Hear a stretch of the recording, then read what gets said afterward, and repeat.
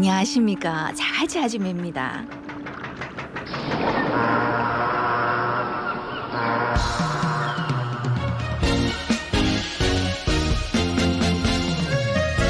안녕하십니까. 자갈치 아줌매 박성원입니다. 안녕하십니까. 아나운서 김동현입니다. 예, 뭐 이기는 횟수가 부쩍 늘었다 아닙니까? 야구 보면서 답답했던 시간들은 이제 지난 일이고 사실 12에서 8이 올라갔는데 이렇게 즐거울 수 있습니까? 네. 앞으로 더 잘하겠죠. 네. 근데 주말에 3연전 다 이길 수 있었는데 날씨가 또 안 도와주고 아까워 죽겠더라고요. 뭐, 어쨌든 그게 푸닥거리라도 한번 해야 되나 싶어요. 진짜. 이 예, 정도면. 롯데 지난 경기 짚어보고 물이 이제 우리 몸의 70%를 차지하는 만큼 먹는 물이 중요한데 부산 시민들이 먹는 주 취수원인 낙동강물 깨끗하지 못해가지고 많이들 불안해하시지? 예, 뭐 정화 작업을 하고 있다지만 뭐 91년도부터 뭐 패널 오염 네. 이때부터 정말 너무나 많은 스트레스를 받았는데 이제 부산 시민들이 조금 깨끗한 물을 먹을 수 있는 방안이 나왔답니다. 어떤 건지 자세한 얘기 나눠보고요. 예, 올해 추석을 제외하면 빨간 날, 이 공휴일이 다 주말에 끼어 있어가 아쉬워하는 분들 참 많지. 이번에 대체 공휴일법이 통과되면서 휴일을 다시 찾을 수 있게 되나 싶은데 자, 이번에 시행되는 대체 공휴일법 김가람의 람바다에서 살펴보겠습니다. 잠시만요.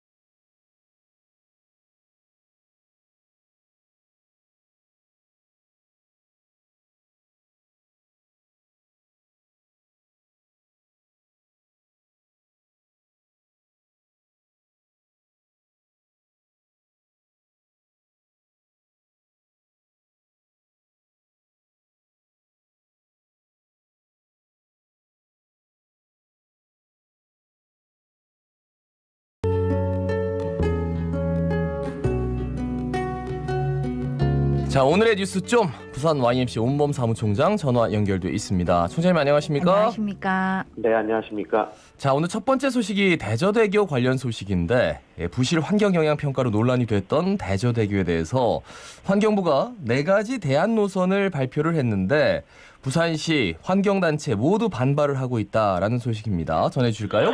예, 뭐 정확히는 환경부 산하 낙동강위협 환경청이 이제 대저대교 노선 선정을 위한 겨울 철새 공동조사 평가 협약에 따라서 대안노선 4가지를 발표를 한 것인데요. 예. 일단 논란이 되고 있는 그 철새 핵심 서식지인 대저 생태공원 남천 신덕습지 일원을 우회토록 한 4가지 노선을 현재 발표를 했습니다. 일단 1항과 2항 같은 경우에는요, 중간 구간을 달리해서 시작과 종점 구간은 같은 곳으로 이렇게 통과하는 그런 안을 발표를 했고, 3항과 4항 같은 경우에는 종점 구간이 기존 구간과는 또 아래쪽으로 내려올 수 있도록 해서 이제 그 발표를 한 것인데요. 네네. 일단 제시된 4가지 안에 대해서 부산시와 환경단체 모두 다 반발을 하고 있는데, 일단 부산시 같은 경우에는 그 4가지 대안 모두 이 환경적 편익이 교량 건설 후에 교통 편익보다 클 경우에만 이제 대안 노선을 수용할 수 있다. 이런 이런 입장을 발표하고 있는데요. 일단 제시된 안들은 모두 위법 요소가 있기 때문에 좀 더 면밀히 검토를 해봐야 된다.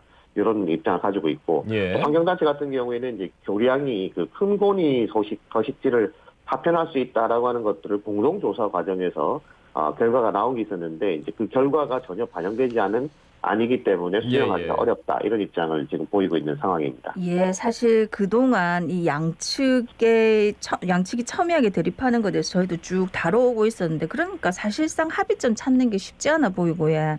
그리고 뭐 어떤 노선이 결정되더라도 공기가 지연되는 건 불가피하겠네요.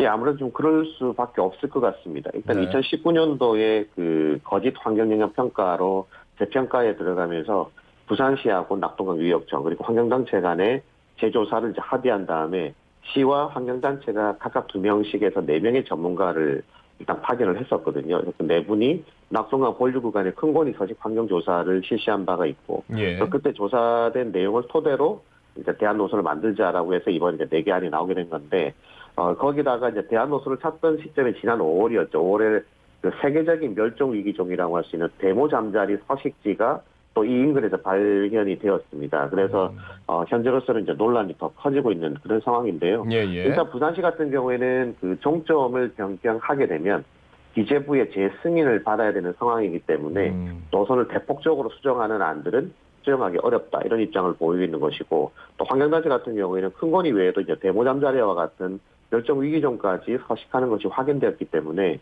일단 이런 환경훼손이 불가피한 대규모 교량 건설의 사업 자체에 대해서 철회를 해야 된다, 이런 입장을 지금 보이고 있는 상황입니다. 그래서 어떻게 보면 이런 상황에서는 4가지 대안도 현실적으로 어느 한쪽이라도 그 반대를 하게 되면 사실상 합의되기가 좀 어려운 상황이라고 본다면, 예. 설사 이제 건설 결정이 어느 노선을 가지고 된다 하더라도 당초 예정 시기였던 완공 시기였던 2024년도까지는 좀 힘든 건 아니냐, 이렇게 볼 수 있는데요.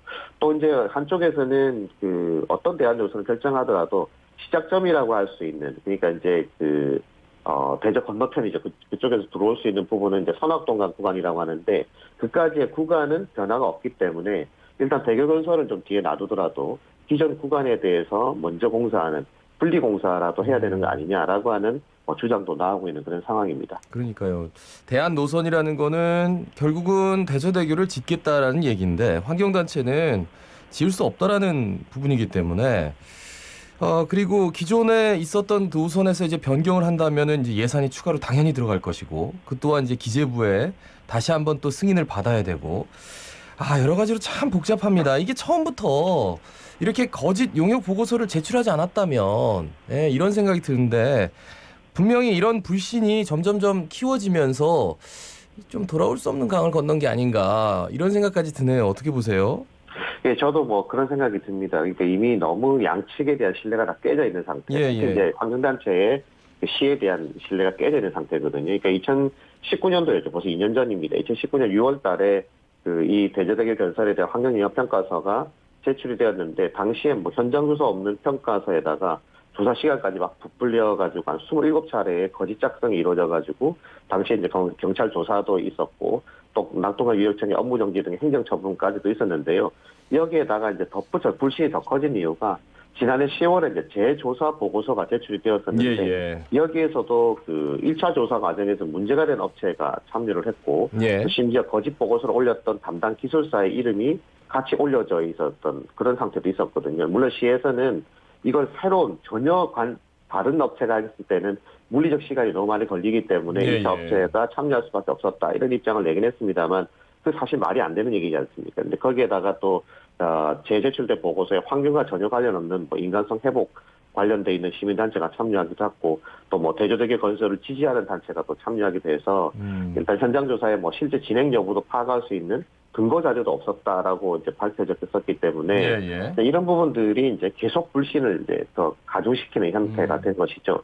일단 대한노선에 대해서도 뭐 부산시는 기재부의 뭐 재승인 과정이나 공개에 대한 부분만 언급하고 있는데, 사실은 이것보다 더 중요한 게 한번 환경이 훼손되고 나면 이거 복원하기가 굉장히 어렵지 않습니까? 옛날에 을숙도를 개발한 다음에 다시 그걸 복원했을 때 몇 갑절의 돈이 더 들었던 기억도 저희들한테 있는 것이기 때문에, 그런 부분 생각하면 저는 공기가 조금 더 지연된다 손 치더라도 이 합의된 내용만큼의 어떤 결과물들이 반영된 그런 건설 계획이 나왔어야 되지 않느냐라고 하는 생각이 좀 아쉬운 부분이 들고요.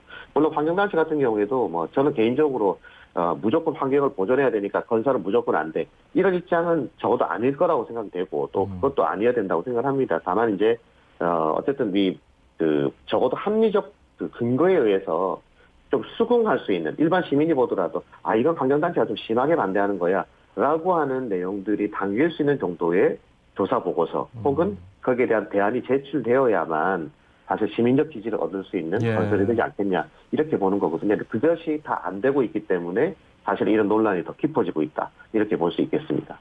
네. 다음 두 번째 소식은 개정 아동복지법 관련 소식입니다. 제2의 정인이 사건 방지하기 위해서 입양 의뢰 창구가 바뀌게 되는데 이게 지금 지자체별로 준비가 부실하다고요. 예, 지난해 12월에 이제 아동복지법이 개정이 되었었고요. 이제 시행은 이번 달 6월 30일인데 핵심 내용이 뭐냐면 입양 의뢰 창구가 지금까지 민간기관에서 이루어졌다면 이게 지자체로 이관되는 내용이 핵심 내용이거든요. 그래서 지금까지는 뭐 친부모가 이제 입양을 의뢰할 경우에 홀터아동복지회라든지 뭐 대한사회복지회 이런 데 기관에다가 양육 상담을 받고 입양 동의서를 작성하면 그 절차가 시작되는 이런 과정이었는데 법이 바뀌게 되면서 이제 각 기초지자체에다가 사례결정위원회를 설치하게 돼 있고요. 또 아동보호전담요원이 1차 상담을 한 다음에 사례결정위에서 아동의 입양 여부를 최종 결정하게 되는 그런 형태를 가지게 됐습니다. 위원 같은 경우에는 뭐 변호사나 의사, 또 경찰, 아동 전문가 이런 분들이 7인 이내로 이제 구성하도록 돼 있었는데 문제는 이제 법 시행이 코앞에 와 있지 않습니까? 그러면 이제 사례결정위원회가 이미 이제 설치가 좀 되어서 행정적으로도 좀 준비를 하고 있어야 되는데 이 설치된 곳이 해운대, 동래, 금정, 연제, 북구 5곳에 불과하고 나머지 11개 구 같은 경우에 아직 이제 설치가 안 돼 있는 거고요. 법 시행 이전인 30일까지 구성을 하거나 또 뭐 부산 진구, 영동구 사호 같은 경우에는 일단 이달 말 다음 달까지 넘겨서 구성한다라고 하는 계획도 나와 있습니다. 그러니까 일단 이런 부분 때문에 이제 졸속 구성되는 거 아니냐 이런 우려가 지금 나오고 있는 것이죠. 그러니까 정인 사건 때문에 이제 제도나 법이 변경됐는데 사실 이 변경된 사실조차도 모르는 분들도 계실 테고 이런 디테일이 있다라는 사실도 사실 처음 듣거든요. 예, 그런 분들 많아요. 그러니까 이런 내용들을 조금 더 적극적으로 좀 홍보하고 입양 절차에 대해서도 조금 제대로 알려야 되지 않을까라는 생각이 드네요. 예, 뭐 당연히 그런 내용도 있어야 되는데 뭐 사실상 이건 뭐 관심 가지고 있지 않는 분들 같으면 거의 모르실 겁니다. 이건 이제 또 하나는 또 위원회 하나가 만들어진다고 해서 갑자기 입양에 대한 뭐 절차적 공정성이라든지 사후 관리가 잘 된다는 보장도 사실 없고 또 구군 단위에서도 실제 신청이나 사례가 많지 않을 거예요라고 하는 것 때문에 뭐 일반적인 위원회 구성처럼 생각하고 있는 것은 아닌지 이런 우려가 되는 부분들도 있습니다.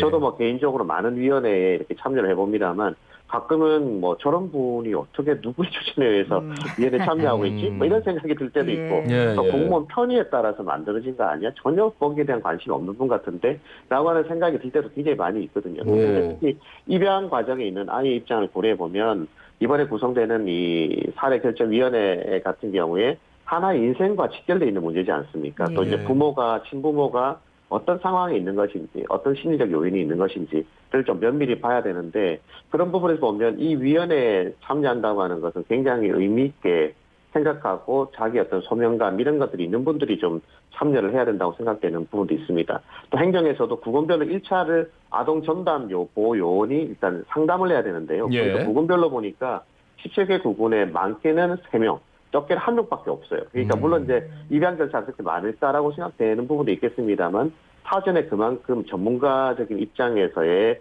얘기가 중요하다고 본다면 좀 준비가 소홀해 보인다는 생각이 드는 거고 그래서 저는 뭐 위원회도 그렇지만 행정요원에 대한 부분도 보완이 좀 필요하지 않을까 이런 생각이 좀 듭니다. 그러니까 말씀대로 서둘러 하다 보면은 구색 맞추기만 될 수 있으니까 이거 좀 신중하게 좀 준비가 돼야 될 것 같습니다. 마지막 소식은 건축물 철거 해체 현장 관련 소식입니다. 광주 철거 현장 붕괴 사고 이후에 부산시도 현장 330곳 대상으로 긴급 점검했는데 70곳에서 지적 사항이 발생했다면서요? 예. 뭐 시도 이제 관리 현장 330곳에 대한 긴급 점검을 했는데 73곳에서 이제 지적사항이 확인되어서 시정 조치와 결과 보고를 이제 부분에 요청을 했다 이런 내용입니다. 일단 점검 대상은 뭐 적절한 해체 계획을 수립을 했는지 또 공사장 주변에 가시설이 돼 있는 설치 상태가 양호한지 또 보행자들을 위한 통로가 확보되어 있는지 이런 것들을 조사를 했는데요.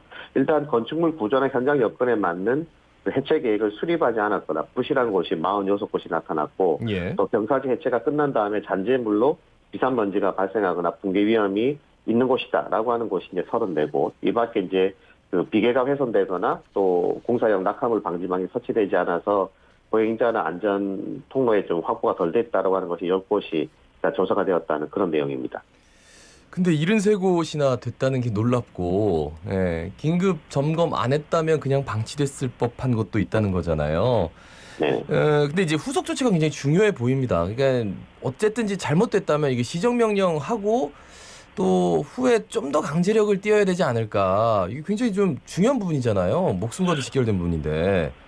예, 그렇죠. 그러니까 사고가 발생하고 나면 사실 긴급조사나 뭐 이번처럼 시정조치를 하게 예. 되고 또 일정 시간이 지나고 나면 잊어버리는 이런 상황이 좀 되풀이되지 않기를 좀 바라는데, 근데 이번에도 그냥 지나가듯이 조사되지 않았으면 하는 생각이 일단은 드는 거고요. 공사 현장마다 이제 여러 가지 상황이 있겠지만 적어도 해체 계획이나 안전을 확보하기 위한 시설을 설치한 공사는 너무나도 당연한 것인데 예. 이런 곳 중에 지금 뭐 이런 현장이 20%가 넘는다고 하는 건 굉장히 심각하게 생각을 해야 되는 부분이라고 생각이 되고요. 또 시에서 이제 이번에 시정 조치한 내용의 이행 여부를 보고받는다고는 하지만 상시적인 안전 체크가 이루어져야 되는 거죠. 예. 그러니까 한 번 보고받고 괜찮은지 시정됐어 끝났어 이런 것이 아니라 일단 이런 그 안전 체크는 늘 상시적인 구조가 될 수 있는 그런 제도적 보완이 필요하다라는 생각이 드는 거고, 있는 규정도 사실은 뭐 제도만 자꾸 만든다고 좋은 것도 아니고 있는 규정도 제대로 질서가 되고 있는지도 수시로 확인할 수 있도록, 그래서 한 번으로 끝나지 않고 수시 확인을 해서 보고할 수 있도록 하는 좀 체계를 만드는 게 필요할 것 같고요. 특히 인구 이동이 많거나 또 학교 주변 시설 같은 경우에는 사실 이제 통학이 안전된 이런 안전과 관련된 부분도 있기 때문에 예. 더더욱 안전 조치를 강화해야 되고, 또 장마가 이번 주말부터 시작된다는 예보가 있기 그렇죠. 때문에 사실 비가 많이 내리면 부실해지는 데가 너무 많으니까 이런 부분에 대해서도 지금부터 선제적인 조치를 좀 해서 더 이상 인재다, 뭐 안전 뭐 불감증이다 이런 얘기가 좀 들려오지 않는 예. 그런 부산시의 그 건설 현장들이 좀 되면 좋겠다 이런 말씀을 꼭 드리고 싶습니다. 예. 그러니까 분명히 이제 장마가 이번 주말에 네네. 예고가 되어 있기 때문에 어쨌든 긴급 점검했으니까 여기에 대한 시정 조치를 좀 철저하게 해가지고 뭐 집중호우 왔는데 어디가 붕괴됐느니 뭐 무너졌느니 이런 얘기 안 들렸으면 정말 바랍니다. 말씀 잘 들었습니다. 고맙습니다. 네, 감사합니다. 예, 지금까지 부산 YMC 온범 사무총장이었습니다. 부산 시민 여러분, 자갈치 아줌매한테 하고 싶은 말 있습니까? 샵 2260번으로 문자 보내주이소. 짤막한 거는 50원, 좀에 긴 거는 100원 듭니다. 근데 이왕이면은 무료가 더 좋지 않겠습니까? 자갈치 아줌매랑 친구 맺으면은 공짜로 하고 싶은 말 속 시원하게 할 수 있습니다. 카카오 플러스 친구에서 자갈치 아줌매랑 친구 맺어주이소. 맞다. 그러고 유튜브 검색창에 부산 MBC 검색해갖고 들어오면은 실시간으로 볼 수도 있습니다. 채팅도 할 수 있고 예. 지금 버뜩혀 보이소. 자랑스런 자갈치 아줌매네. 지금은 좀 못해도 잠재력이 있는 사람한테 잘한다 이래 응원을 하면 더 잘하지 않겠습니까? 뭐 롯데 야구도 마찬가지입니다. 늘 뭐 부진한 성적을 보여줘가지고 속상해한 팬들 많은데 어떤 팬분들은 롯데 야구야말로 희망 고문의 아이콘이다 이런 얘기를 하더라고요. 그럼에도 불구하고 우리 롯데 팬들이 꾸준한 성원을 보내줘서인지 요새 좀 야구 볼만나지? 8위까지 올라섰는데 앞으로가 더 기대됩니다. 롯데 지난 경기 돌아보고 앞으로는 어떨지 이야기 나눠보겠습니다. 예, 박승호 부산 MC 야구 해설위원 전화 연결돼 있습니다. 위원님 안녕하십니까? 안녕하십니까? 네, 안녕하십니까. 예, 롯데 상승세라고 해야겠죠? 예. 네, 그 한 번을 또 그렇게 서스펜디드 게임으로 넘겨버리네. 네. 네, 예. 글쎄 좀 아쉽죠 그 부분이. 네. 네. 하여튼 롯데가 좀 상승세를 타고 있는 건 맞는 것 같습니다. 지난 수요일 NC와의 경기에서 롯데가 이제 13대7 역전승을 하고 8위에 올라섰습니다. 네. 최근에 그 롯데가 팀 타선도 그렇고요. 예. 투수진이 좀만 더 안정이 되면 제가 봤을 때 좀 치고 올라갈 가능성이 상당히 많다고 보는데요. 예. 최근에 손아섭이가 다시 살아나고 있고요. 맞아요. 그리고 그 정훈 선수가 너무 잘 주고 있습니다. 예. 그리고 뭐 전준우 그리고 또 젊은 선수들이 좀 차사가 최근엔 고참 선수들까지 분위기가 좋아지면서 팀 분위기가 좀 상승세이기 때문에 이럴 때 좀 치고 올라가야죠. 예. 네. 네. 특히 이제 수요일 경기에서 이 나승엽 선수 활약 정말 대단했는데 어떻게 보셨습니까? 네, 그날 그 중견수로 넘어가는 그 홈런을 쳤기 때문에요. 그렇죠. 제가 봤을 때는 장타력도 어느 정도 괜찮다 이렇게 생각이 드는데 네. 좀 더 타격 폼이라든지 히팅 포인트에서 공을 때리는 요령만 좀 더 습득을 하게 되면은 더 좋은 타자로 뭐 성장을 거둬서 기대가 됩니다. 예. 아 그러니까 정말로 상대 투수가 류친스키였죠. 네, 그렇습니다. 예. 그러니까 루친스키인데 그 노경훈 선수가 초반에 한 2점을 내준 다음에 네. 0대1로 뒤진 상황에서 이게 투런 홈런이 데뷔 네. 첫 생애 첫 KBO에서 때린 홈런이기 때문에 굉장히 좀 인상적이었고 그걸 중견수 그러니까 중전 그러니까 중얼이죠. 예, 중앙 담장을 예. 넘겨가지고 그렇죠. 예. 이 선수가 진짜 타격에 뭔가 좀 능력이 있구나라는 기대감을 정말 많이 갖게 했습니다. 네, 그렇다 보니까 기존의 선수들도 뭐 한동희도 마찬가지고 물론 다 요새 최근에 그 좋은 모습 보여주고 있는데 예. 제가 뭐 늘상 말씀을 드리지만 그 절실함이 좀 묻어나오는 그런 부분들이 많이 보입니다. 선수들한테 눈빛이 많이 달라졌고요. 역시 한 번씩 뭐 약간의 자극은 스포츠는 큰 그 필요한 게 아닌가 이렇게 생각이 드네요. 예. 네, 늘 말씀하시는 게 절실함이 부족하던데 비록 네. 이제 화수목 경기에서는 한 번밖에 못 이겼지만 그런 거는 이제 보인다는 말씀이시잖아요. 네, 경기력이 좋아요. 예, 나름. 네. 그리고 근데 한 가지 좀 말씀을 많이 하시더라고요. 언급을 하시던데 서튼 감독이 네. 아예 작전이 뭡니까? 대주자 뭐 이런 거 한번 거의 안 써서 번트도 안 되더라고요. 위원님 네, 어떻게 보세요? 네, 보통 그 미국에서 야구하신 분들은 특히 마이너리그에서 하신 분들은 뭐 저도 미국에 그 많이 가봤지만요. 네. 예, 유학도 하고 했지만은 그 작전보다는 그대로 경기를 진행시키는 대로 좀 이렇게 선호하는 편이에요. 예. 실상 그 KBO 리그에서는 어느 정도 작전이 필요하기 때문에 그렇죠.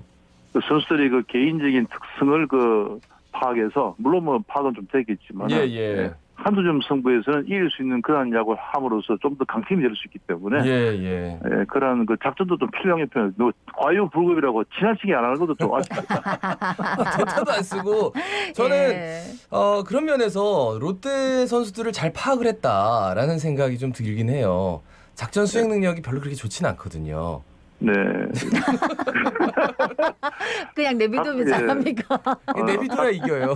예, 작전 수행 능력이 그 뭐 때로는 필요도 하고 네. 하지만은 네. 그 투수진이 정리될 때 그리고 그 정말 타이트한 경기에서는 예. 작전이 필요합니다. 그렇죠. 예. 네. 한점 차 늘상 자칠 수 없거든요. 네. 그렇기 때문에 경기 상황에 따라서는 경기 흐름에 따라서 그러한 부분을 어느 정도 좀 짚고 넘어가야 되는데 너무 일괄적으로 하다 보면은 선수들이 좀 그런 부분이 좀 아쉽죠. 네. 예. 알겠습니다. 이제 선수들한테는 절실함이 보이기 시작했다. 감독 너무 작전 안 쓰는 거 이거 좀 지양하고 조금 작전도 해라. 한두 점 승부에서는 이거 감독님 들으셔야 될 텐데. 네, 그러고 괜찮아요. 예, 마음을 예. 줄 겁니다. 제가 이야기하는 거 좀 더 가는 것 같아요. 네, 롯데. 그렇습니까? 그럼 돼가는 것 같아요? 그럼 우리 이 시간에 조금 더 그 진지하게 얘기를 해야 되겠네. 그러고 나서 이제 금요일부터는 롯데 팬들한테 신나는 경기가 시작이 됐는데 네. 두산 4년 전 금요일 경기에서 스트레일리 선수 오랜만에 스트레일리 다운 모습 보였다 이런 평가 받았는데 어떻게 보셨습니까? 네, 아무래도 그 잠실구장 그리고 네네. 그동안 또 본인도 승리에 배가 좀 고팠거든요. 네네. 그리고 이제 포수와의 그 정보근과의 또 조합이 또 예. 괜찮고요. 예. 그 투수는 굉장히 예민한 그 위치이기 때문에 예, 제가 예. 봤을 때 앞으로는 제가 봤을 때 정보근하고 계속 그 배터리를 이루지 않을까 이렇게 생각이 드네요. 네. 예. 상대가 로켓 선수였어요. 두산의 네. 에이스인데 와 이게 저 스트레일리하고 로켓의 대결 이게 또 굉장히 좀 볼만한 이슈거리였는데 네. 로켓 선수 생각보다 너무 많이 맞아가지고 네. 어떻게 보셨어요? 최근에 그 전준우 선수가 예. 전준우 선수도 그 작년과 달라진 게 그 코스대로 가득히 치거든요 지금요. 예.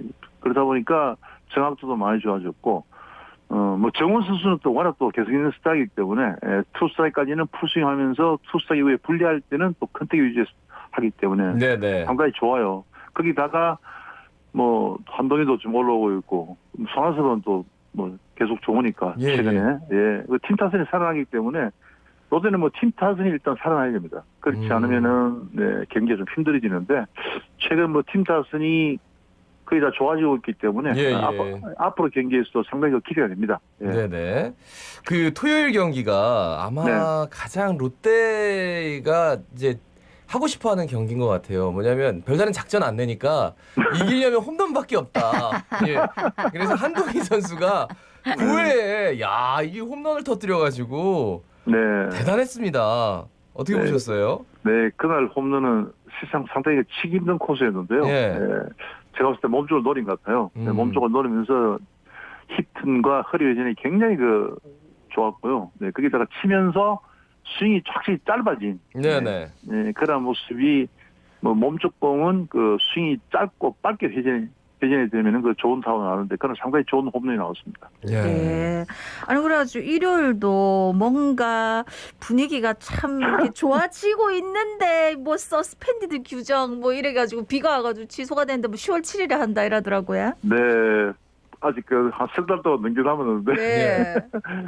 그 경기 그러니까 동일구장에서 잠실구장에 있으니까 그 경기 전에 바로 동일한 상황에서 경기를 치게 되거든요. 그렇죠, 네. 그렇죠. 네, 그때 되면 또 분위기가 많이 바뀝니다. 어제 분위기, 그저께 분위기가 많이 틀리죠. 네네. 석 달 후에다가 날씨도 틀리고 또 뭐 대주자도 써야 될 상황이고 일단 그렇죠. 뭐 여러 가지 상황이 또 변수가 많은 상황이 되기 때문에 그날 그 비가 그만 오고 경기를 했으면은 예. 팀 분위기가 충분히 승리할 수 있는 그런 분위기였는데 좀 아쉬웠어요. 사실 이제 순위 싸움을 이제 막 하는 상황에서 네. 10월 7일이면 이제 한참 뒤잖아요.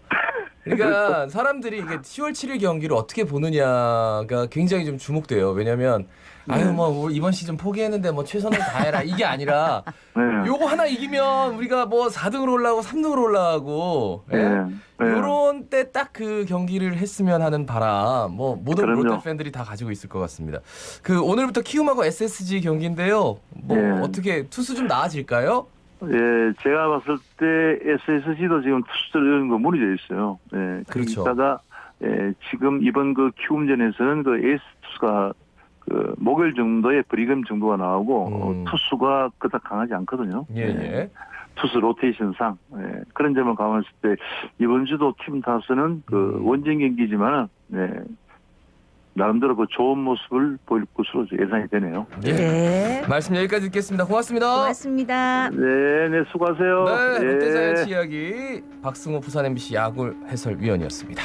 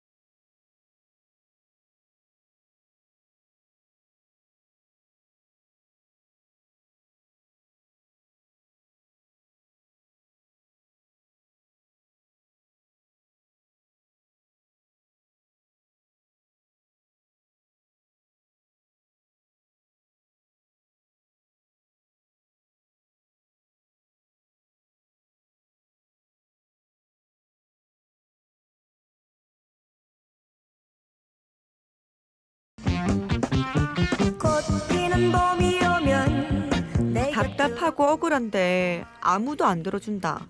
어디다 말해야 할지 진짜 모르겠다. 방송에 나오면 안 다르겠나?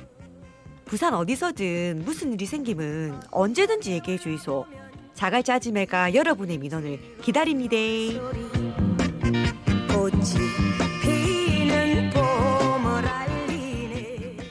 우리가 살아가는데 물이 없어서는 안 되지.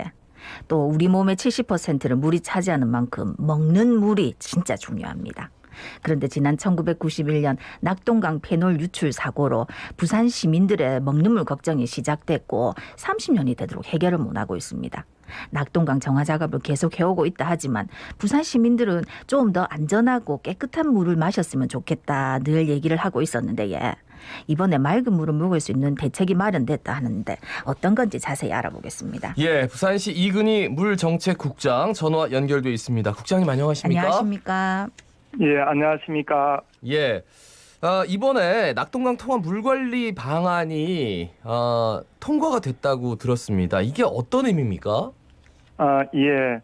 이번에 통과된 낙동강 물관리 방안은 우리 부산시로도 매우 큰 의미가 있는데요. 예. 저희들이 91년부터 페놀 사고로 한 30년 동안 경남에서 대체 상수원을 확보하기 위해서 노력을 해왔습니다만 제대로 되지 못했지 않습니까? 그렇죠. 그것이 지난 6월 24일에 저희 행정기관 전문가 민간단체 해서 낙동강 유역관리협의체라고 있습니다. 여기가 통과됨으로써 저희들이 이제 대체 상수원 확보를 위한 첫걸음은 뗐다고 생각을 합니다. 다만 이제 저희들이 원하는 이 대체 상수는 100%는 아닙니다만은 그리고 또 일부 아직 환경단체 분들이나 지역 주민들의 반대가 있기 때문에 좀 협의할 과정은 필요합니다만은 그래도 과거와는 접근 방식이 상당히 달랐기 때문에 이번에 많이 통과되었다고 볼 수 있겠습니다. 네, 말씀하신 대로 뭔가 반가운 소식인 거는 같은데 지금 환경단체도 그렇고 그 해당 지역 주민들 반발이 심한 것 같더라고요. 구체적으로 어떤 내용이 포함되어 있습니까? 예, 이번에 통과된 낙동강 통합 물관리 방안은 크게 세 가지라 보시면 될 것 같습니다. 예. 하나는 낙동강 수질 개선 방안이 포함되어 있고요. 네. 두 번째가 저희 시민들이 원하는 낙동강물을 대체하는 대체 치수원 다변화 사업이 있고, 세 번째가 이 부산과 합천, 창녕, 그다음 대구와 구미 서로 지역을 상생하는 방안들이 포함되어 있습니다. 좀 더 자세히 말씀드리면은. 예, 낙동강 수질 개선 사업은 보면은 구미나 대구 상도에 산업 폐수가 많이 있습니다. 네. 이 부분을 보다 엄격하게 처리하고 그리고 비점 오염원이나 가축, 분뇨, 생활하수 처리 시설도 좀 확충을 합니다. 그리고 이번에 기존에 저희들이 BOD 총량 규제라 해서 BOD만 규제를 했는데 이번에는 공장 등에서 나오는 남분해성 오염 물질인 TOC도 총량 규제에 포함이 되어 있습니다. 예. 그리고 이제 치수원 다변화 사업이 이번에 대구는 이 구미 상류 지역에서 한 28만 톤 정도. 그다음에 합천 창녕에 각각 45만 톤을 동부 경남, 즉 창원이나 양산 김해에서 한 48만 톤. 우리 부산이 42만 톤 가져오는 걸로 되어 있고 이게 상당히 이제 의미가 있는 것이 기존에는 경북이나 대구 또 경남 부산, 울산에서 강력 자치단체 간 이 협의가 안 되었습니다. 그것이 이번에 이제 협의가 되어서 이 안이 통과되었다는데 굉장한 어떤 의미가 있다 이리 보시면 될 것 같고요. 그다음 세 번째가 이제 지역 상생 방안인데 과거에는 이 지역에 대해서 어떤 지원을 할 수 있는 이런 부분이 좀 적었습니다. 그래서 이번에 새롭게 들어간 것이 기존의 무리용 부담금을 이용해서 이 기금의 일부를 지역 주민, 지역 자치단체에 지원하도록 예를 들면은 구미 지역에 매년 100억씩 그다음 창녕 합천 지역에 매년 70억씩 지원하도록 제도적으로 만들었다는데 상당한 의미가 있다고 볼 수 있겠습니다. 그러니까 구체적으로 조금 더 들어가 보면은 이제 부산 같은 경우에는 합천 환강물 그리고 창녕에 강변 여과수 그렇습니다. 요거를 두 개를 이제 45만 톤씩 해서 이제 창원이나 양산 저쪽에서 한 48만 톤을 가져가고 그렇습니다. 부산은 이제 42만 톤을 끌어온단 말이죠. 그러면서 그렇습니다. 무리용 부담금을 우리가 매년 내니까 합천 창녕에 70억 원씩 주고 그리고 부산은 당장 기금이 있는데 거기에서 바로 50억을 준다 이런 얘기도 있더라고요. 그 부분은 저희가 이제 일시적으로 예. 부산이나 이제 대구는 구미 지역에 한 100억을 일시적으로 이제 그 지역 주민을 위한 출연금 해서 상생 기금을 이제 지원하는 거고 예. 우리 부산시는 이제 100억을 출연해서 합천과 창녕에 각각 50억씩 출연하는 걸로 되어 있습니다. 그러니까 낙동강 예, 물관리위원회에서 이제 통과가 됐다는 거는 앞서서 잠시 언급을 했습니다만 지자체장 간에 어느 정도 합의가 됐다라는 얘기인데 그러면 예, 기초단체장 그러니까 뭐 합천 군수 뭐 이런 분들도 다 합의를 하신 거예요? 아, 그렇진 않고요. 예, 예. 이번에 저희들 유역관리협의체에는 강력지자체만 들어와 있습니다. 그래서 강력지자체 간에는 합의가 되어 있지만은 아직 합천이나 창녕, 뭐 구미 지역은 일부 일단 그 반대 여론이 있고요. 예, 예. 단지 이제 이런 부분에 대해서는 저희들이 계속 지역 주민들 우려하는 사항들이나 또 그런 부분을 계속 설득을 시켜 나가야 될 문제가 있습니다. 예. 이게 잘 설득이 되고 하면 2028년부터는 뭐 깨끗한 물 먹을 수 있다 하던데 사실은 얘기만 쭉 들어봐서는 이게 쉬운 일이 아닐 것 같은 생각이 들거든요. 예, 아까 총 그렇습니다. 3가지로서 이제 수질 개선 방안에 대해서 얘기를 하셨는데 지금 환경단체도 그렇고 이게 지금 낙동강 본류 수질 개선이 최우선이어야 되는데 그게 빠져가지고 이게 수질 예. 개선이 되겠나 하는 우려가 많던데 어떻습니까? 예, 수질 개선 부분도요. 네네. 상당히 이번에 들어가 있는데 과거에는 전자 폐수 처리장이나 이런 부분이 규제가 좀 더 약하고 네네. 또 엄격하지를 못했습니다. 그러다 보니까 계속 이 수질 사고라는데 이런 게 있었기 때문에 예, 예. 이번에 그 구미나 대구의 어떤 공단에 대해서 대대적인 폐수 처리 시설을 갖다가 당초에는 무방류 시스템까지 도입이 검토되었습니다만은 그 정도를 하려니까 돈이 너무 많이 들었기 때문에 네네.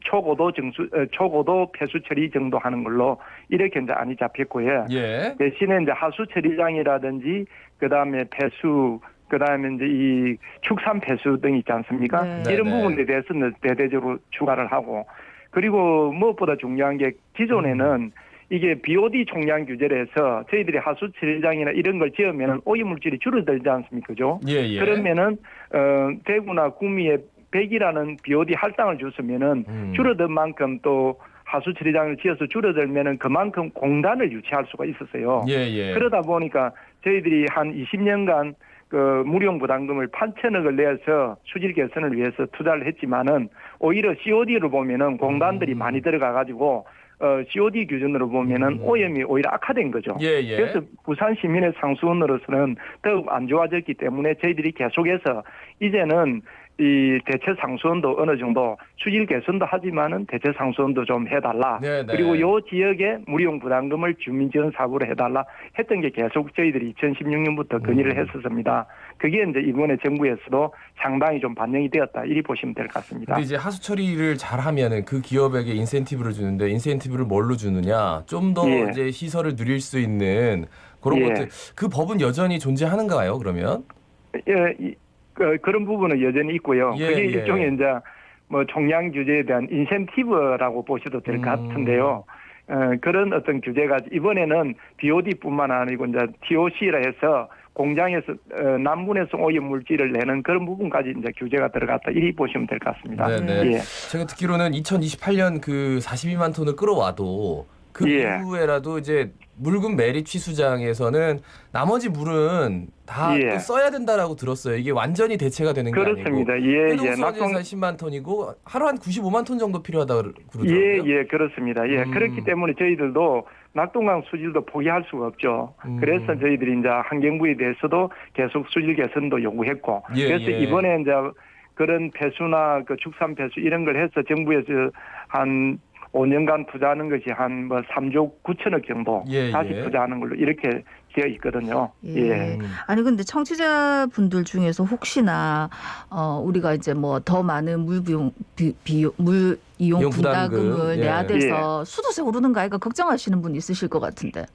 예, 이번에 뭐 어쩔 수 없이 저희들도 환경부에서 기존의 어떤 무리용 부담금은 그 상류의 폐수 처리장이나 또 운영이나 이런 부분에 쓰임새가 있다 보니까 예, 예. 지역 주민들한테 지원해 주려고 하면은 기존의 쓰임새에서 별도의 어떤 부족분이 있지 않습니까? 예, 예. 그래서 이번에 이제 환경부에서도 한 무리용 부담금을 20원 정도는 올려야 된다는 게 환경부의 어떤 방침이고, 그리고 강력 자치단체 간에는 어느 정도 공감대가 형성이 좀 되었습니다. 예. 대신에 저희들은 이제 무리용 부담금은 오르지만은 좋은 물을 가져오면은 상수원에 저희들이 정수장에서 처리하는 어떤 이 비용들이 줄어들기 때문에 조금은 저희들도 막 20원 정도는 커버할 수 있지 않겠나 싶습니다. 예, 아무래도 물을 끌어와야 되니까 초기 투자 비용이 좀 많이 들어가긴 하겠죠. 예. 근데 어쨌든 뭐 큰 걸음을 내디는 건 사실인 것 같아서 앞으로 저희도 굉장히 주목해서 지켜보겠습니다. 예. 낙동강 수질 개선에 대한 얘기를 좀 했는데 요즘 낙동강 하구뚝 개방 그 기술생태계 복원 관련해서 굉장히 좀 핫한 것 같아가지고요. 그러니까 이게 어느 정도 효과가 있었고 지난주부터 이제 다음 달 20일까지 2차 하구뚝 개방을 한다고 들었습니다. 예, 그렇습니다. 어떤 연구가 이루어지는 겁니까? 이때는 또? 예, 이번에 저희들이 4월 26일부터 한 달간 시범 실시를 이미 했습니다. 그때는 저희들이 이제 이 봄철 이동하는 어류를 관찰해서 그다음 저희들이 염분을 하구뚝에서 올렸을 때 그 15km의 대저 수면이 있기 때문에 그 이상 올라가면은 농업 용수에 문제가 있기 때문에 저희들이 염분을 올리는 거리를 한 10km 정도를 설정해서 그 정도 수문을 조작해서 그 정도까지는 저희들이 충분히 조작하면 가능하다는 게 어느 정도 이제 인정이 되었고요. 그리고 저희들이 이제 이 하구뚝 개방을 통해서 그 상류에서 관찰되지 않았던 그 실뱀장어 라든지 그 뱀장어 새끼가 되겠죠. 이런 부분. 그다음에 이제 숭어가 또 상류로 이동하는 이런 부분이 관찰되어서 하구뚝만 잘 조절하면은 충분히 기수역 어류 생태계나 그 복원할 수 있겠다 하는 것이 그 관찰이 되었습니다. 뭐 깨끗한 물 먹고 낙동강 깨끗해지고 하는 거 부산 시민들의 정말 바라는 문제인데 우리 마지막으로 부산 시민들께 한 말씀 부탁드리겠습니다. 일단 저희들이 그 대체 상수원 확보 업무는 이제 겨우 뭐 첫 발을 띄었습니다만은 저희들도 최대한 그 주민들과 협의를 잘해서 맑은 물을 시민들이 먹을 수 있도록 이렇게 최대한 노력하고요. 또 그리고 수질 개선 부분도 저희들이 포기할 수 없는 또 입장입니다. 계속 저희들이 어느 정도는 마셔야 되기 때문에 그래서 저희들이 그래서 투태력 전략을 해서 수질도 개선하면서 대체 상수원도 확보하겠다는 그런 말씀을 드리고 또 이런 부분에 대해서도 우리 시민들께서도 적극적인 관심과 지원을 부탁드립니다. 말씀 잘 들었습니다. 고맙습니다. 감사합니다. 네, 지금까지 부산시 이근희 물정책국장이었습니다. 지금 여러분은 부산의 목소리 자갈치 아즈매를 듣고 계십니다. 부산 시민 여러분, 아즈매 방송을 들으이소. 함께 목소리를 내주이소.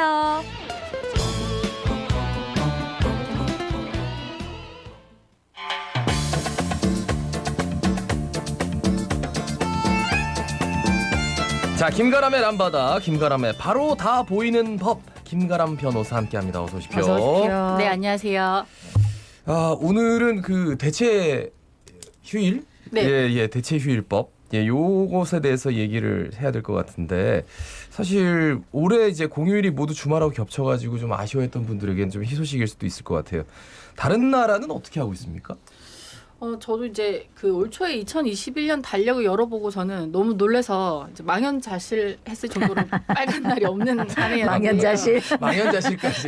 망연자실을 이렇게 하고 어이구 다리에 힘이 풀리면서. 사실 저도 그랬습니다. 지금 이제 특히 하반기는 추석 연휴 빼고는 전혀 이제 쉬는 날이 없습니다. 이제 다른 나라 이제 미국이나 영국, 일본과 호주에서는 이제 대체 공휴일이라고 해서 공휴일이 주말과 겹칠 경우 돌아오는 월요일에 쉬는 대체 공휴일 제도를 도입하고 있습니다. 이뿐만 아니라 또 요일제 공휴일이라고 해서 역사나 종교, 문화적으로 특정 날짜가 중요한 경우가 있지 않습니까? 뭐 부처님 오신 날이나 예수님이 탄생하신 탄신일 이런 경우를 제외하고는 요일로 지정하는 그러니까 이제 이번에 만약에 우리나라로 따지면 어디에 비교를 할까요? 뭐 어린이날은 5월 몇째 주 몇째 월요일. 주 월요일 뭐 네. 이런 식으로, 이런 식으로 예. 해서 요일제 공휴일 제도를 또 시행을 하고 있습니다. 이렇게 네. 좀 탄력적으로 이제 휴일을 보장을 하고 있는 것이죠. 예, 예. 네네. 우리나라에서도 이제 주말과 겹치는 모든 공휴일에 대해서 이제 공휴일 적용하자 해서 대체공휴일법 오늘 본회의에 상정된다 하는데 어떤 겁니까? 저희가 이제 대체공휴일법이라고 부르는 법의 정식 명칭은 이제 관공서의 공휴일에 관한 규정입니다. 그러니까 예. 관공서가 언제 쉬느냐가 이제 관공서가 쉬면 또 따라서 이제 협력업체 네네. 쉬고 이렇게 연속적으로 예, 예. 되기 때문에 하나 이제 기준이 되는 거거든요. 네. 관공서가. 그래서 이 법 제3조 제1항에서 설날 또는 추석 연휴의 공휴일이 다른 공휴일과 겹칠 경우 공휴일 다음의 첫 번째 비공휴일을 공휴일로 한다라고 규정을 하고 있고요. 제2항에서 5월 5일 어린이날이 토요일이나 다른 공휴일과 겹칠 경우에는 공휴일 다음의 첫 번째 비공휴일을 공휴일로 한다. 이렇게 규정하고 있습니다. 예. 그래서 이제 문제는 이제 현행법에서는 그 설날, 추석, 어린이날 네. 이렇게 세 가지만 대체 공휴일 네. 제도를 도입하고 있어서 지금 그 외에 이제 공휴일, 3.1절, 광복절, 개천절 이게 아주 국가 건립에 굉장히 중요한 날이죠. 그리고 네네. 이제 한글날 그리고 1월 1일 또 신정 쉬시는 분도 계시니까 네. 또 1월 1일이 조금 이제 새해 그런 기분이 나니까 그리고 이제 또 부처님 오신 날, 현충일, 크리스마스. 이런 경우에는 이제 일요일이 돼버리면 직장인들 입장에서는 쉬지 못하게 되는 이제 그야말로 대참사가 벌어진다. 예, 예.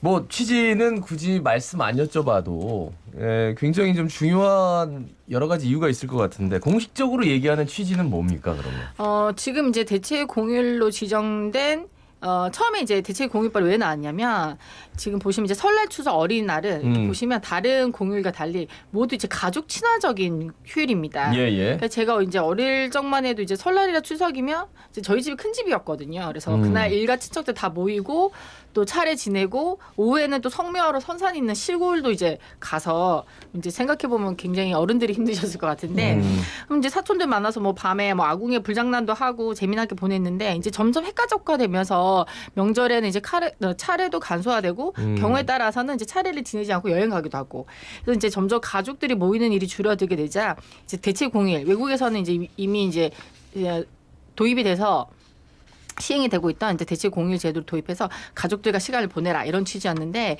지금 말씀드린 것처럼 이제 이 세 가지 경우만 대체 공휴일이니까 좀 더 이걸 좀 확대해 보자. 이래서 지금 이제 논의가 되고 있는 것입니다. 네. 네네. 아까 뭐 광복절, 개천절, 한글날 뭐 이런 등등 얘기하셨는데 이제 법정 휴일로 정해진 5월 1일 근로자의 날도 여기에 포함됩니까? 여긴 포함되지 않습니다. 이제 우리가 쉬는 건 똑같은데 이제 법정 공휴일이고 법정 휴일이 있거든요. 이제 공짜가 빠졌죠. 그래서 그 법정 공휴일은 앞서 말씀드린 것처럼 관공서의 공휴일에 관한 규정에 따라서 쉬는 날이고요. 이제 법정 휴일은 또 이제 근로기준법에서 보장하고 있는 휴일이라서 토요일과 근로자의 날을 말하는 것으로 여기에 대체 공휴일은 포함되지 않습니다.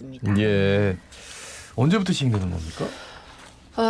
지금 이제 기존 설날, 추석, 어린이날에만 적용되던 이제 대체 공휴일법이 이제 모든 공휴일에 확대 적용하자 하는 이제 개정안이 2021년 6월 23일 국회 상임위원회를 통과하고 그 진행자분 말씀해 주신 것처럼 오늘 이제 그 본회의에 상정이 되는데요. 여기서 이제 통과되면 당장 올 하반기 광복절부터 적용이 돼서 성탄절까지 대체율이 추가로 생길 예정입니다. 그리고 그럼 이제 하반기는 지금 광복절, 개천절, 한글날, 성탄절 이렇게 4일이 추가로 생기는 것이고요. 이제 해가 바뀐 내년부터는 이제 신정, 부처님 오신 날, 뭐 현충일까지 모두 이제 확대 적용될 예정입니다. 아니 뭐 우리 사실은 하루라도 더 쉬면 참 좋은데 이게 정말 국회에서도 논란이 많았고 네네. 지금까지도 정말 논란이 되고 있는 게 이게 5인 미만 사업장인 경우에는 대체 공휴일법 적용을 안 하겠다 한 거거든요. 이게 어떻게 된 겁니까? 이제 사실 이게 근로자에 대한 가장 기본적인 사항을 정해놓은 게 이제 근로기준법인데요. 이제 이 근로기준법은 굉장히 좀 엄격하게 되어 있습니다. 이제 위반 지키지 않은 경우는 사업주에게 굉장히 큰 제재를 가하기도 하는데, 근데 이거는 기본 중에 이제 기본이 법이거든요. 이 법은 어떻게 돼 있냐면 상시 5명 이상 근로자를 사용하는 사업 또는 사업장을 적용 대상을 하고 있습니다. 그러니까 5명 이상만 안 되면 이 법의 적용 대상이 아니니까. 지금 이번 개정안을 발의하면서 이제 근로기준법과 이제 균형을 맞추려고 5인 미만 사업장에는 대체공휴법을 적용하지 않겠다 이렇게 한 것으로 보이는데 예. 이게 실제로 이제 5인 미만의 이런 소규모 사업장의 경우에는 이제 갑자기 다 쉬어버리면 뭐 그 영업이 되지 않을 수도 있으니까 예. 이제 근로기준법을 적용 안 하는데 이걸 악용하시는 분들이 있더라고요. 일부러 쪼개서 여기서 근무해서 10명인데 이제 가짜 페이퍼 컴퍼니처럼 만들어서 여기에 3명 쪼개고 여기 4명 쪼개고 여기 2명 쪼개고 직원들 입장에서는 이제 소규모니까 근로계약서도 제대로 쓰지도 않고 예.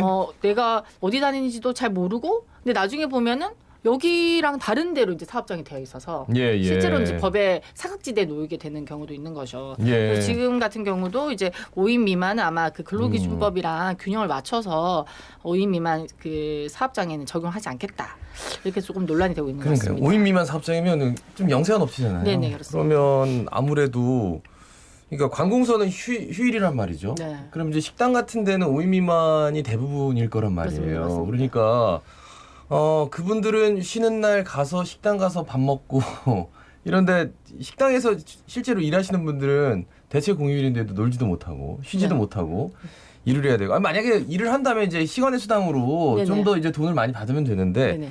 그런 조건들이 아무것도 없는 상태에서 맞습니다. 이제 법이 통과될 준비를 그러니까 하고 이제 있어서 이게 유급이냐 무급이냐 네. 때문에 결국은 업주들의 부담을 영세한 업주들 부담을 줄이기 위해서 이렇게 생각을 한 것 같은데 여러모로 노동자들만 너무 힘들어지는 것 같은 그런 느낌이 그러니까 드네. 노동자들 예. 간에도 이제 막 계층이 생기는 것 같은 맞습니다. 약간 이렇게 네. 되는 거예요 지금. 네.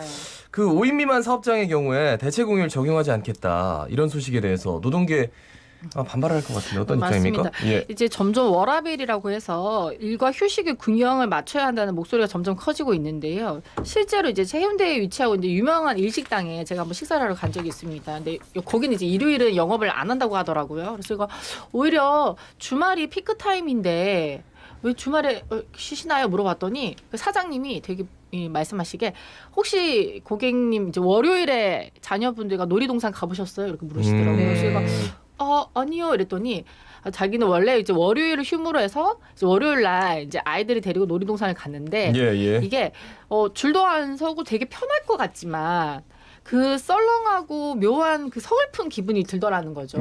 아이들이 이제 토할 때까지 바이킹을 탔다고 하더라고요. 자리가 있으니까. 그래서 내가 돈을 좀 덜 벌더라도 일요일에 남들 쉴 때 같이 쉬어야겠다 이런 생각이 들어서 어느 순간부터 딱 일요일은 우리 영업장은 일요일에 영업을 하지 않겠습니다. 이렇게 하고 점점 많은 식당들이 일요일에 이제 점점 쉬는 식당이 좀 늘어나고 있습니다. 그렇더라고요. 그래서 이렇듯 대체 공휴 제도는 이제 삶과 굉장히 밀접한 그런 이슈거든요. 그래서 그 아까 말씀하신 것처럼 이제 민주노총과 금속노조 등 노동단체들도 그 적용받지 못하는 부분에 대해서 지금 그 연장 근로나 야간 근로, 휴일 근로 수당 지급 의무도 없고 휴가도 없는데 그럼 대체 공휴일까지 모시는 거 너무하다. 네. 그런 반발이 했다고 합니다. 예. 충분히 반발할 수 있는 것도 맞고, 그러니까 월요일에 쉬어본 분들, 저희는 이제 일 자체가 뭐 남들 일할 때 뭐 약간 쉬는, 쉴 때 일하는 직종이잖아요. 그러다 맞습니다. 보니까 월요일은 웬만한 박물관 다 쉽니다. 그리고 화요일은 중국집 다 쉽니다. 그거 잘 몰랐죠? 네, 웬만한, 몰랐습니다. 그래서 이게 평일에 꼭 쉬는 게 좋지만 않아요. 같이 쉬어야지. 맞습니다. 같이 그런 쉬어야 게 된다. 충분히 좀 느껴져요. 그러니까 예. 상대적 박탈감 이런 거 늘 느끼게 된다니까. 그럼 기업도 또 어떻습니까 입장이? 항상 이제 노사의 입장은 늘 필연적인 것 같습니다. 네네. 사용자는 사용자 입장이 있고 근로자는 근로자는 있고. 그래서 기업들 입장에서는 지금 코로나19 바이러스에 이어서 또 2018년도에 도입된 주 50일간 근무제. 이제 근무시간 많이 단축이 됐거든요. 거기다 대체 공휴일까지 이른바 그러면 손은 누가 키우냐. 네네. 너무 많이 쉬지 않냐. 그래서 삼중고상을 직면했다고 해서 또 나름 이제 불만 나타냈다고 합니다. 소도 쉬어가며 키웁니다. 근데 이제 분명히 이 얘기가 나올 수가 있는 게 주 52시간 때문에 맞습니다. 올해 했거든요. 올해. 네네. 그러다 보니까 이제 대체 공휴일에 대해서도 이제 이 상반기에 이렇게 논의가 돼서 이제 하반기부터 당장 한단 말이죠. 맞습니다. 이게 공휴일이 조금 이렇게 과도기를 두고 해야 되는데 정말 이게 조금 빨리빨리 지나가는 것 같아가지고 이 점을 분명히 기업 입장에서는 좀 토로할 수도 있겠다 고충을. 그런 생각이 드네요. 말씀 잘 들었습니다. 네. 네, 고맙습니다. 지금까지 김가람 변호사였습니다. 자, 오늘은 마지막은 이제 노래로 마무리할 것 같은데 소녀시대의 홀리데이. 정말 또 오랜만에 정직한 선곡을 정직한 자랑하는 진정한 정직한 선곡. 이 노래 들으면서 한 번쯤 생각해봤으면 합니다. 오늘도 마스크 단디 쓰고 손매매 씻고 단디 잘 지냅시다. 자갈치 아침에 17,671회 박성헌이었습니다. 아나운서 김도윤이었습니다. 오늘도 힘찬 하루 보내십시오. 고맙습니다.